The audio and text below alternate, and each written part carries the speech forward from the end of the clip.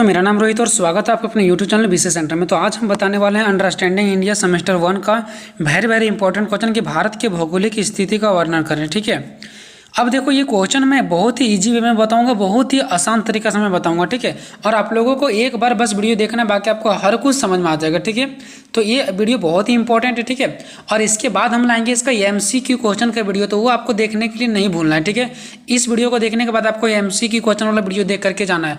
हम वही क्वेश्चन आपको बताते हैं जो क्वेश्चन इंपॉर्टेंट होता है। ठीक है, इसके पहले हम मॉडल पेपर बताए थे आप लोगों का, और वही मॉडल पेपर जो आप लोगों के एग्जाम में पूछा जाएगा। ठीक है, और इसके बाद इंपॉर्टेंट क्वेश्चन भी बताए थे, वही इंपॉर्टेंट क्वेश्चन जो आपके एग्जाम में पूछा जाएगा। और आज हम बताने वाले हैं भारत की भौगोलिक स्थिति का वर्णन करें, और ये वही क्वेश्चन है जो आपके एग्जाम में 100% देखने को मिलेगा। ठीक है, तो देखिए ये रहा मेरा क्वेश्चन। ठीक है, कि भारत के भौगोलिक स्थिति का वर्णन करें, या तो फिर यही क्वेश्चन जो है वो आपको चेंज करके दे सकता है कि भारत की सीमाएं एवं पड़ोसी देशों का वर्णन करें। ठीक है, यहाँ पे पड़ोसी दो बार लिखा गया। ठीक है, तो दो प्रकार का क्वेश्चन आपको देखने को मिलेगा कि भारत के ये भारत की सीमाएं और पड़ोसी देशों की वर्णन करें, या तो फिर भारत की भौगोलिक स्थिति का वर्णन करें। ठीक है, तो इसका आंसर आपको कैसे लिखना वो मैं आप सभी को बताऊंगा। ठीक है, सबसे पहले देखो मेरा आंसर, भारत की भौगोलिक स्थिति। ठीक है, तो भारत उत्तर गोलार्ध में स्थित है। देखो मैं आपको हर कुछ समझाऊंगा, जो हार्ड लगेगा उसको मैं आसान कर दूंगा, बट वीडियो आपको एक ही बार देखना है। ठीक है, भारत उत्तर गोलार्ध में स्थित है। कौन सा गोलार्ध में स्थित है? उत्तर गोलार्ध में स्थित है। 1 नंबर का भी क्वेश्चन बनेगा। भारत का मुख्य भूभाग जो है वो उत्तर से दक्षिण की ओर, ध्यान रहे उत्तर से दक्षिण की ओर 8 डिग्री 4 मिनट, इसको पढ़ते हैं 8 डिग्री 4 मिनट, ध्यान रखें। उत्तर से दक्षिण की ओर 8 डिग्री 4 मिनट और 37 डिग्री 6 मिनट अक्षाओं के बीच स्थित है। कहाँ की ओर? उत्तर से दक्षिण की ओर 8 डिग्री 4 मिनट से लेकर के 37 डिग्री 6 मिनट अक्षाओं के बीच क्या स्थित है, ये हो गया।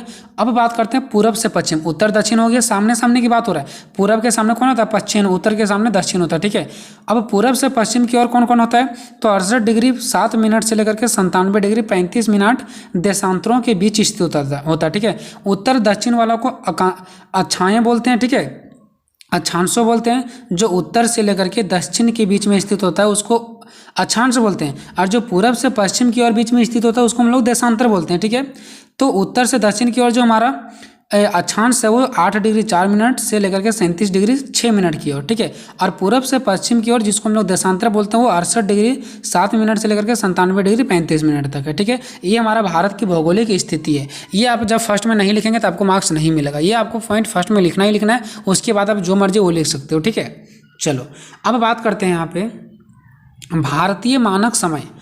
उसके बाद आपको पॉइंट डालना है भारतीय मानक समय। और जब आप एग्जाम पेपर लिखते हो ना, तो वहाँ पे जब डालोगे कि भारतीय मानक समय, उसके बाद एक लाइन छोड़ के आपको नीचे आंसर लिखना है। ज़्यादा सटा का यूज नहीं करना। ठीक है, देखो जैसे कि सबसे पहले मैंने लिखा था भारतीय की भौगोलिक स्थिति, फिर इसका मैंने आंसर यहाँ पे इसके बारे में चर्चा कर लिया। फिर 2 लाइन आपको गैपिंग छोड़ना, फिर से पॉइंट बनाना है भारतीय मानक समय, फिर इसके लिखना है, फिर अगला पॉइंट 2 लाइन छोड़ के लिखना है। ठीक है, तो मेरा यहाँ पे पॉइंट बना भारतीय मानक समय। अब देखो भारत का देशांतरीय प्रसार 29 डिग्री यानी 29 डिग्री है। ठीक है, आप सभी को पता है कि भारत का जो देशांतरीय प्रसार है वो कितना है? 29 डिग्री है, जो कि काफ़ी बड़ा है, बहुत बड़ा है। इसलिए यहाँ के स्थानीय समय में बड़े अंतर हो सकते हैं। इसका अंदाज़ा इस बात से लगाया जा सकता है कि अरुणाचल में सूर्योदय होने के 2 घंटे बाद गुजरात में सूर्योदय होता है। ऐसा क्यों? क्योंकि भारत एक बहुत बड़ा देश है, और बहुत बड़ा देश है तो यहाँ पे 29 डिग्री देशांतर पर फैला हुआ है। ठीक है, और ये बहुत बड़ा क्षेत्र पर फैला हुआ है, जिसकी वजह से जब सूर्य उगता है ना, तो पहले अरुणाचल प्रदेश में सूर्य उगता है, उसके 2 घंटा के बाद कहाँ उगता है? गुजरात में उगता है। क्योंकि देखो पूरब में कौन हो जाता है? हमारा अरुणाचल प्रदेश, और इसके जस्ट पश्चिम में कौन होता है? गुजरात होता है। तो पूरब में 2 घंटा पहले सूर्योदय उग जाता है, और 2 घंटा बाद हमारा गुजरात में सूरज उगता है। अगर मान लो अरुणाचल प्रदेश में अगर 7 बजे सूरज उगा है, तो यहाँ पे जो ये गुजरात उसमें 9 बजे सुबह होगा। तो ये क्या कैसे होता है? तो ये हमारा भारत की भौगोलिक स्थिति है, क्योंकि बहुत बड़ा हमारा भारत देश है, इसकी वजह से यहाँ पे समय में भी परिवर्तन हमको देखने को मिलता है। देखिए भारत की एक मानक समय हो गया। ठीक है, बात करते हैं भारत के पड़ोसी देश के बारे में। तो भारत के साथ 7 देशों की सीमाएं लगती है। भारत के पश्चिम में अफगानिस्तान और पाकिस्तान है, उत्तर में चीन, नेपाल और भूटान है, पूर्व में बंगाल और म्यांमार है, भारत के दक्षिण में श्रीलंका और मालदीव है। आपको इतना नहीं लिखना, सिंपल सा लिखना भारत के पड़ोसी देश कौन कौन है।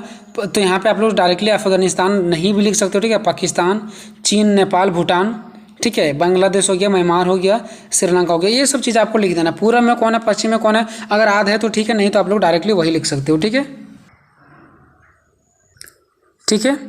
अब चलते हैं नेक्स्ट, राजनीतिक और प्रशासनिक विभाजन। राजनीतिक मतलब हमारा देश में कितना बड़ा फैला हुआ है, हमारा देश कैसे चल रहा है। तो भारत को 29 राज्यों और 7 केंद्रीय शासित क्षेत्रों में बांटा गया ताकि आराम से चलाया जा सकता है, ठीक है। राजस्थान सबसे बड़ा राज्य हमारा और गोवा सबसे छोटा राज्य है, ठीक है। हर राज्य को कोई जिले में विभाजित किया गया है ना, हर राज्य को कई जिलों में विभाजित किया गया, मतलब बांटा गया, ठीक है। भारत की राजधानी कहाँ पे, दिल्ली है। तो ये वेरी वेरी सिंपल मैंने आप लोगों के लिए बना दिया, ठीक है। भारत में अब बात करते हैं कर्क रेखा। भारत की भौगोलिक स्थिति का मतलब क्या होता है कि उसके बारे में आपको बताना है, भारत के बारे में पूरा आपको डिटेल्स बताना है, ठीक है। तो कर्क रेखा भारत के लगभग मध्य से होकर के गुजरती है। जो कर्क रेखा होती है वो भारत के कहाँ से गुजरती है, यानी बीचों बीच से होकर के गुजरती है, मध्य से, ठीक है। कर्क रेखा भारत के 8 राज्यों से होकर के गुजरती है। ये 8 राज्य कौन कौन सा है, तो गुजरात है, राजस्थान है, आपको भी ऐसा ही लिखना है एग्जाम में, ठीक है। मध्य प्रदेश है, छत्तीसगढ़ है, झारखंड है, पश्चिम बंगाल है, त्रिपुरा है तथा मिजोरम है, ठीक है। इसका एक ट्रिक भी है जो कि आप सभी को पता होगा, ठीक है। चलो अब देखते हैं भारत की ऋतुएं कि भारत के कौन कौन से ऋतुएं पाई जाती है, ठीक है। तो भारत मौसम विभाग के अनुसार, यानी भारतीय जो मौसम है उसके विभाग के अनुसार से अगर देखा जाए तो उसने बता रखा है कि भारत में 4 प्रकार की ऋतुएं पाई जाती है, ठीक है। शीत ऋतु, ग्रीष्म ऋतु, वर्षा ऋतु, शरद ऋतु। अब इस शीत ऋतु क्या है, तो दिसंबर से मार्च तक उत्तरी भारत में औसत तापमान 10 से 15 डिग्री सेल्सियस होता है। आप लोग सिंपल से लिखना है, शीत ऋतु दिसंबर से मार्च महीना तक चलता है, ग्रीष्म ऋतु अप्रैल से जून तक चलता है, वर्षा ऋतु जुलाई से सितंबर तक चलता है और शरद ऋतु अक्टूबर से नवंबर तक। बस इतना आपको लिख के छोड़ देना है, ठीक है। नेक्स्ट बात करते हैं भारत के द्वीप समूह कि भारत का द्वीप समूह क्या है। तो भारत के द्वीप समूह को 2 भागों में बांटा गया, आप सभी को पता है। अरब सागर में स्थित अंडमान और निकोबार द्वीप समूह और बंगाल की खाड़ी में स्थित लक्षद्वीप समूह। बस सिंपल। आप सभी भारत का नक्शा देखेंगे, जो नीचे तरफ भारत का नक्शा दबा रहता है, एक साइड अंडमान निकोबार द्वीप समूह रहता है और एक साइड लक्षद्वीप समूह रहता है, ठीक है। उसके बाद नेक्स्ट है हिमालय के प्रभाव और लाभ। देखते हैं कि हिमालय जो हमारे भारत देश में हिमालय उसका क्या प्रभाव और क्या लाभ है। तो हिमालय ने भारत को कई तरह से लाभान्वित किया, मतलब भारत को बहुत तरीका से क्या हुआ, लाभान्वित हुआ, मतलब लाभ हुआ है। भारतीय इतिहास पर इसका महत्वपूर्ण प्रभाव पड़ा है। सबसे पहले इसने हमेशा उत्तर से देश की रक्षा की और इस तरह एक महान प्रहरी के रूप में काम किया है। देखो सबसे पहले इसने क्या किया, हमेशा उत्तर से देश की ओर रक्षा किया। जब बड़ा बड़ा पहाड़ होगा तो दूसरा देश हम पर हमला नहीं कर सकता है, तो ये कहीं ना कहीं हमारे देश को रक्षा भी करने का काम किया है। हिमालय के उत्तरी पहाड़ इतने ऊंचे हैं कि वे अक्सर बर्फ से ढके रहते हैं, मतलब वो ऊंचा होने की वजह ज़्यादा वहाँ पे बरसात होती है और वहाँ का ठंडा मौसम रहता है और वहाँ पे क्या होती है, बर्फ से ढका रहती है, जिससे विदेशी आक्रमणकारियों के लिए अतीत में इस दिशा से भारत में प्रवेश करना लगभग असंभव, जिसकी वजह से विदेशी मतलब क्या, दूसरे देश के लोग हमारे देश को पर आक्रमण नहीं कर सकते, मतलब हमला नहीं कर सकते, ठीक है। दूसरा, हिमालय भारत में साइबेरिया की ठंडी शुष्क हवाओं को प्रवेश करने से रोकता है। और ये क्या होता है कि इससे क्या होता है कि दूसरे देश की हवाएं हमारे देश में नहीं आती है, ठीक है। पहाड़ क्या करती है, रोक देती है, ठीक है। यही कारण है कि भारत के अधिकांश हिस्सों में जलवायु गर्म है। इस तरह की जलवायु लोगों के सामाजिक आर्थिक जीवन पर महत्वपूर्ण प्रभाव पड़ रहा है, ठीक है। इसके कारण भारतीय लोगों ने गर्मियों में सूती कपड़े का उपयोग करना शुरू कर दिया और प्राचीन काल से, यानी कि बहुत पहले काल से भारत में सूती कपड़ा उद्योग का विकास भी हुआ है, ठीक है। अगर अगला भी आंसर चाहिए आप लोगों को तो कमेंट करें कि मुझे अगला आंसर चाहिए, ठीक है। और वीडियो को पूरा फैला दो, ठीक है। फैलाओगे तभी मैं थोड़ा सा मेरे अंदर भी मोटिवेट मिलेगा और मैं वीडियो को आप लोगों को जल्दी जल्दी बना दूंगा, ठीक है। गंगा और सिंधु के मैदान का प्रभाव। अब देखते हैं गंगा, हमारे भारत देश में गंगा भी है, सिंधु नदी भी है, तो इस पर हमारा क्या प्रभाव पड़ता है, ठीक है, भारत देश में। तो गंगा और सिंधु के मैदानी इलाकों में भारतीय इतिहास को आकार देने में महत्वपूर्ण भूमिका निभाई है। पहला, इसने देश की आर्थिक समृद्धि में महत्वपूर्ण योगदान दिया है। इसने क्या किया, आर्थिक समृद्धि मतलब हमें पैसों के मामले में बहुत ज़्यादा आगे बढ़ाया है, ठीक है। इस मैदानी क्षेत्र में कई नदियाँ धीरे धीरे बहती है, जो धरती की उपजाऊ बनाने के लिए पानी के साथ उपजाऊ मिट्टी लाती है। ये जब पानी बहती है तो उपजाऊ मिट्टी लाता है, मतलब जिससे फसल वगैरह हमारे क्या होता है, ज़्यादा उगते हैं, उस प्रकार का मिट्टी लाती है और हमें क्या करती है, फसल के लिए पानी देती है, ठीक है। इसलिए राजस्थान के अपवाद के साथ क्षेत्र की उपजाऊ भूमि में गेहूं, चावल, गन्ना और अन्य फसलों का उच्च उत्पादन देखा गया है। कृषि के अलावा पशुपालन और उद्योगों भी इस क्षेत्र में विकसित है। क्यों? क्योंकि वहाँ पे पानी की व्यवस्था है। जहाँ पानी की व्यवस्था वहाँ पे सब कुछ हो सकता है, ठीक है। नेक्स्ट है अनेकता में एकता का देश भारत। अनेकता में एकता का मतलब कि भारत में बहुत सारे अलग अलग जाति धर्म के लोग हैं, फिर भी एकता बना हुआ है। अनेक लोग हैं लेकिन एकता बना हुआ है। तो भारत में अनेक विभिन्नताओं के होते हुए भी कुछ ऐसे तत्व विद्यमान है जो भारत के लोगों को एकता के सूत्र में बांधने का कार्य करती है। अब ये निम्न बिंदु हैं। कौन कौन सा बिंदु जिसकी वजह से भारत के लोग एक साथ बंधे हुए हैं? तो पहला, भारतीय खेल टीम। इसकी वजह से भी हमारा देश एक साथ क्या हुआ, इकट्ठा हुए। कैसे? सो देखो, राष्ट्रीय स्तर के कोई खेल टीम जैसे हॉकी, क्रिकेट, फुटबॉल, ओलंपिक्स इत्यादि में प्रतिभा के आधार पर देश के कोने कोने से खिलाड़ियों का चयन किया जाता है। इस तरह से विभिन्न क्षेत्रों के जाति धर्म के प्रतिभागी एक साथ मिलकर देश की प्रतिभाओं को करती है। मतलब अलग अलग खिलाड़ियों क्या करती है, अलग अलग खेल खेल करके जीत करके हमारे देश का नाम क्या करती है, रोशन करती है। नेक्स्ट, भारतीय खेल टीम। राष्ट्रीय स्तर के कई खेल टीम जैसे हॉकी, क्रिकेट, फुटबॉल, ओलंपिक्स इत्यादि में प्रतिभा के आधार पर देश के यही दोनों भारतीय खेल टीम, देखो दोनों एक ही पॉइंट आ गया, ठीक है, सॉरी मैं क्षमा चाहूँगा। अब नेक्स्ट पॉइंट देते हैं, इसका दूसरा नाम देते हैं, ठीक है।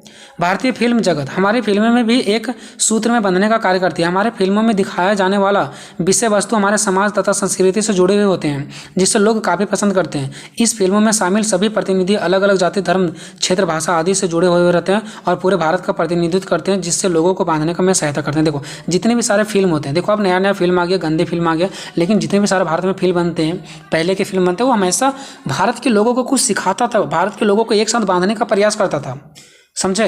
तो कहीं ना कहीं ये भी हमारे भारत की भौगोलिक स्थिति के अंदर आएगा, ठीक है। नेक्स्ट चौथा, भारतीय संविधान। तो भारत का संविधान दुनिया का सबसे बड़ा लिखित संविधान है। ये हमारा दुनिया का सबसे बड़ा लिखित संविधान, और भी कहीं लिखा हुआ संविधान नहीं है। इसमें वर्णित राष्ट्रीय प्रतीक हमें एकता के सूत्र में बांध रहा है। भारतीय संविधान में जितने सारा हमारा अधिकार लिखा गया है, उसकी वजह से हम लोग एक साथ बंधे हुए हैं, ठीक है। हमारा संविधान सभी वर्गों का प्रतिनिधित्व करता है, ये सभी के लिए समान है। इसमें सभी वर्ग के अधिकारों को सुरक्षित किया गया है, ठीक है। इसमें जितने भी अधिकार हो सभी लोगों को मिलेगा, ये किसी को नहीं, जिसके कारण लोगों में एकता देखने को मिलता है ना। लोगों में क्या देखने को मिलता है, एकता।